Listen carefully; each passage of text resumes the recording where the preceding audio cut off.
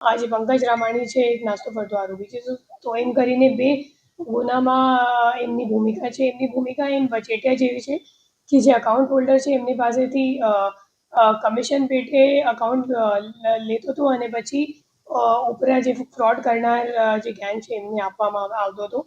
આ જે અકાઉન્ટ આમાં ઇન્વોલ્વ છે, આમાં 2,17,00,000નું ટ્રાન્ઝેક્શન થયું છે અને એનસીસીઆરપી પોર્ટલમાં આ અકાઉન્ટની સામે 37 એનસીસીઆરપી કમ્પ્લેન્ટ્સ આખા દેશમાં નોંધવામાં આવી છે. અને હાલ આ ચેન તો આપણી પૂરી થઈ ગઈ, પણ આ સિવાય આ જે અમાઉન્ટ છે તો એની રિકવરી માટે અમારી પ્રયાસ જે છે ચાલુ છે.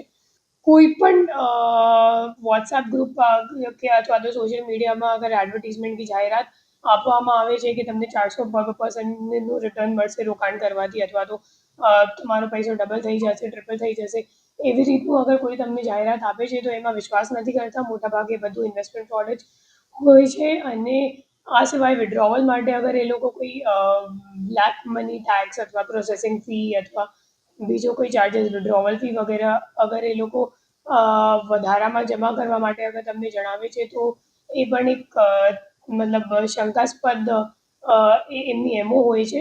ટેલિગ્રામ ગ્રુપ અથવા તો વોટ્સએપ ગ્રુપમાં મોટા ભાગે મતલબ 500-600 તમને મેમ્બર્સ મળશે અને મોટા ભાગના જે માણસો છે એ ફ્રોડવાળા જ હોય છે. એ લોકો ડમી અકાઉન્ટ ક્રિએટ કરીને પછી બધાને નાખે છે અને અલગ અલગ મેમ્બર્સ મારફતે એ લોકો ગ્રુપ પર મેસેજ મોકલી આપે છે કે મને આટલું રિટર્ન મળી ગયું, આ મહિનામાં છેલ્લા મહિનામાં આટલું રિટર્ન મળી ગયું. તો તમે એક ઓડિયન્સ તરીકે જ્યારે આ મેસેજ જોવો છો તો તમને પણ લાલચ આવી જાય છે કે બધા કમાવી રહ્યા છે અને સાચું લાગે છે એટલા માટે હું પણ ઇન્વેસ્ટ કરી નાખું. તો એવી રીતે માણસ ટ્રેપમાં આવી જાય છે.